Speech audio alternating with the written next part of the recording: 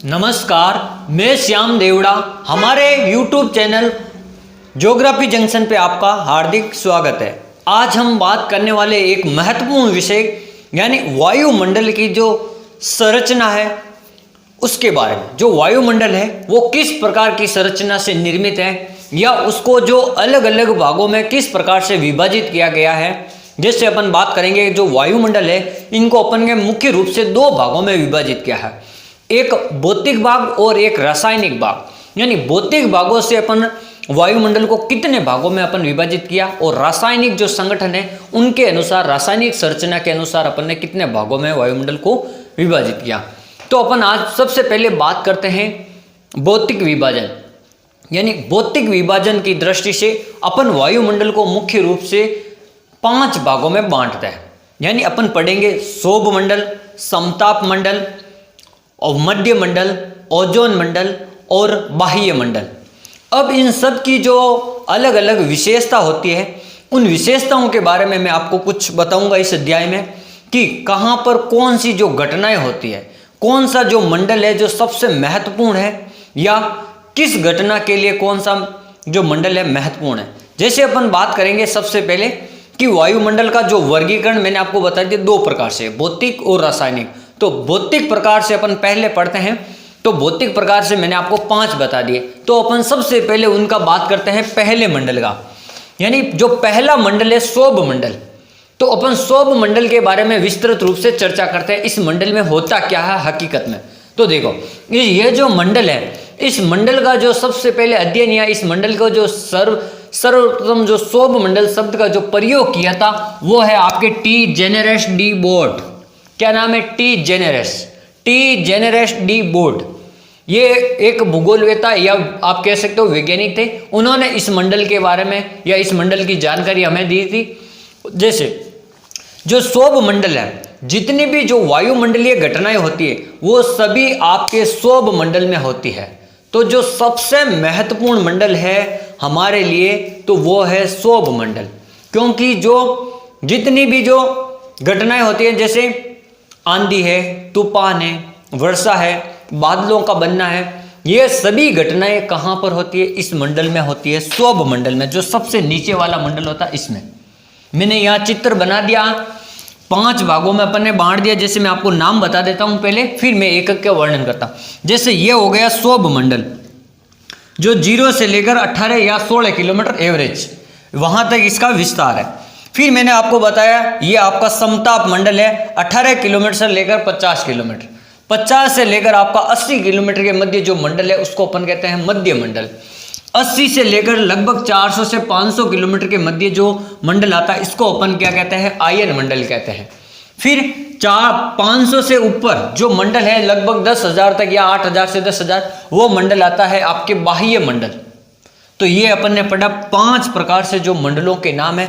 अब मैं आपको बताता हूं। जैसे देखो मैंने इस चित्र के माध्यम से आपको बताने की कोशिश की है कि यहां पर देखो मैंने ऊपर बनाई इस लाइन को, यहां पर नीचे बनाई।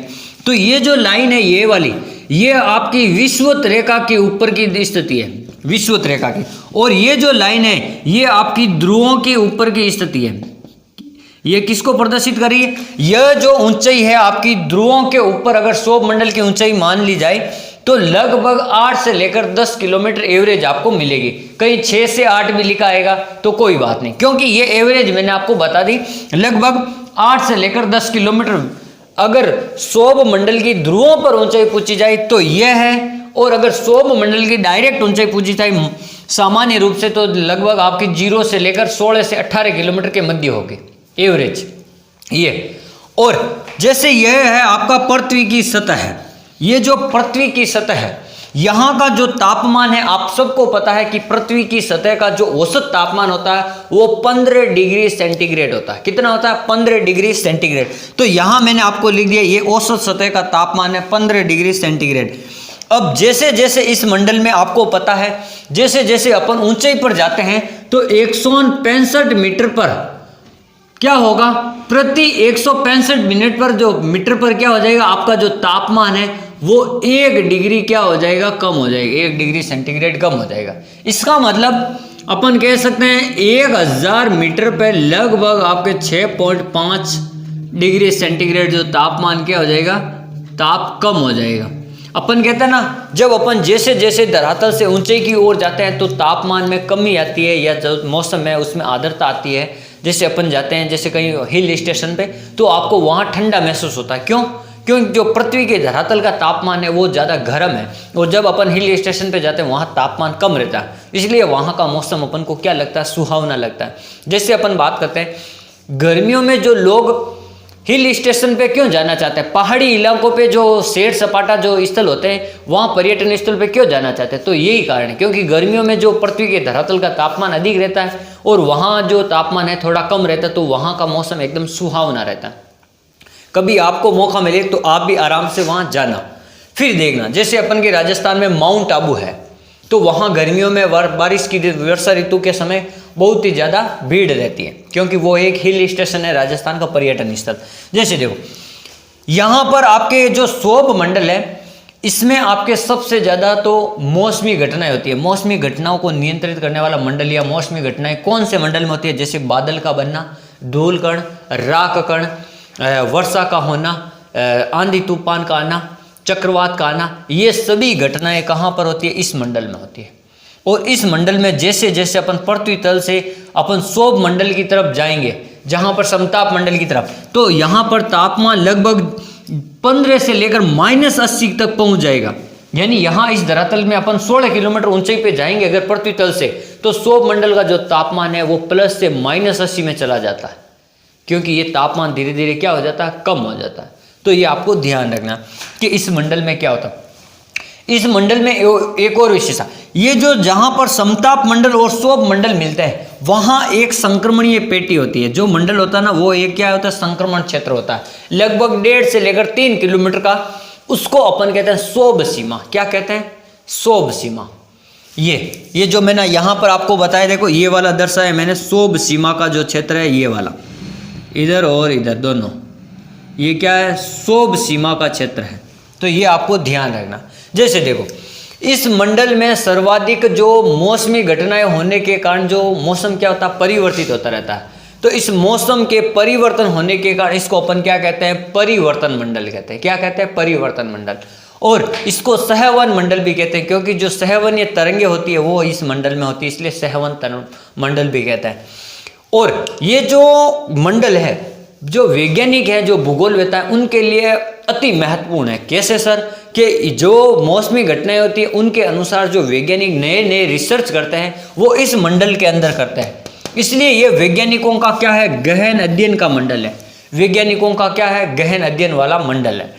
फिर सौभ सीमा को मौसमी परिवर्तन की छत कहते हैं, यानी इस छत के नीचे है ये मौसमी परिवर्तन सौभ सीमा है, ये वाले, तो इसके नीचे सभी जो घटनाएं होती है मौसमी परिवर्तन की, इसलिए सौभ सीमा को क्या कहा गया है, मौसमी परिवर्तन की छत कहा गया। क्या कहा गया? मौसमी परिवर्तन की छत। फिर अपन बात करते हैं कि वायु का जो 75% भाग है, लगभग वायु का जो 75% भाग है वो सकेंद्रित रहता है इस मंडल में। यानी जो जितनी भी वायुमंडल में वायु पाई जाती है उसका सबसे अधिक वायु कहाँ पाई जाएगी? सौभ मंडल में। लगभग वायुमंडल में वायु के जो संगठन होता है सकेंद्रण, वो लगभग 75% सौभ मंडल में होता है। फिर अपन बात करते हैं जो सौभ सीमा है, इस सौभ सीमा शब्द का जो सर्वप्रथम प्रयोग किया था वो किया था नेपियर शॉ फर्स्ट ने। क्या किया था? नेपियर शॉ फर्स्ट ने इस शब्द का जो सर्वप्रथम प्रयोग किया था सौभ सीमा शब्द का। तो ये आपको, इससे आपको पता चल गया कि सौभ मंडल में सर्वाधिक जो परिवर्तनशील होता है, सर्वाधिक परिवर्तनशील क्यों कहते हैं? क्योंकि सभी मौसमी घटनाएं, आंधी तूफान, बारिश, वर्षा, बादल का बनना, यह सब होता है इसलिए। और इसका जो तापमान है, औसत तापमान धरातल का 15 डिग्री सेंटीग्रेड। जैसे जैसे अपन समताप मंडल की सीमा पे पहुंचेंगे अंतिम बिंदु पर, तो वहां आपको समताप सीमा के जो सौभ मंडल का अंतिम बिंदु होता है समताप सीमा का संक्रमण के अंदर, वहां पर ये -80 डिग्री हो जाता है। फिर अपन बात करते हैं समताप मंडल की। ये जो दूसरा मंडल है मैंने यहाँ आपको बताया, ये वाला, ये जो समताप मंडल है, ये इसमें क्या होता है, जलवाष्प तथा धूल के कण होते नहीं हैं। इस मंडल में जलवाष्प और धूल के कण क्या रहते हैं? अनुपस्थित रहते हैं। इसीलिए इसको क्या कहते हैं, इसका जो तापमान होता है वो भी बिल्कुल लगभग समान रहता है। यानी ये इसका तापमान -80 से लेकर वापस 0 पे आ जाता, प्लस में आ जाता। ये जो -80 है ना, ये धीरे धीरे क्या आ जाएगा, प्लस में आ जाएगा इस समताप सीमा पर। इस मंडल में धीरे धीरे जो तापमान वापस वृद्धि करेगा, तापमान क्या हो जाएगा, बढ़ जाएगा। तापमान क्या हो जाएगा, बढ़ जाएगा। और इस मंडल में जो मौसमी घटनाएं, लेकिन कभी कभार क्या हो जाता है कि बादल बन जाते हैं। जैसे इसको नाम दिया मुलाब मेघ, मुलाब मेघ, या इसको अपन कहते हैं mother of pearl cloud, mother of pearl cloud, यानी जो शांत बादल होते हैं वो इसमें बन जाते हैं, इस मंडल में, समताप मंडल में। फिर इसकी विशेषता, यहाँ पर जो एक ओजोन परत पाई जाती है, ये देखो, जैसे मैंने यहाँ पे आपको डैश करके बताया, ये ओजोन परत है। आपको पूछेंगे कौन से मंडल में ओजोन परत पाई जाती है, तो समताप मंडल में ओजोन परत पाई जाती है। ओजोन परत अब क्या हो गई है, धीरे धीरे छिद्रित हो गई है, यानी उसके जो छेद हो गए हैं वो धीरे धीरे नष्ट हो रही है। नष्ट क्यों हो रही है, क्योंकि जो धरातल पर जितनी भी CFC जो क्लोरोफ्लोरोकार्बन है, उनके कारण क्या है, जो इस परत को क्या हो, हानि हो रही है और इसमें छेद हो रहे हैं, ये जगह जगह से ये टूट रही है परत।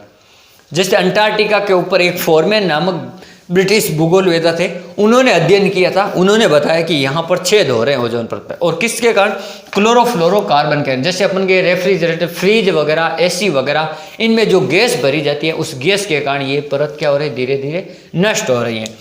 तो देखो, अब इसकी खोज व अध्ययन, जो ये मंडल है, इस मंडल की जो खोज व अध्ययन किसने किया था, T. जेनेरेस डी बोल्ट, यानी जो पहले मंडल का जिसने खोज की थी, उसी ने दूसरे मंडल की खोज की थी। ये आपको थोड़ा ध्यान रखना।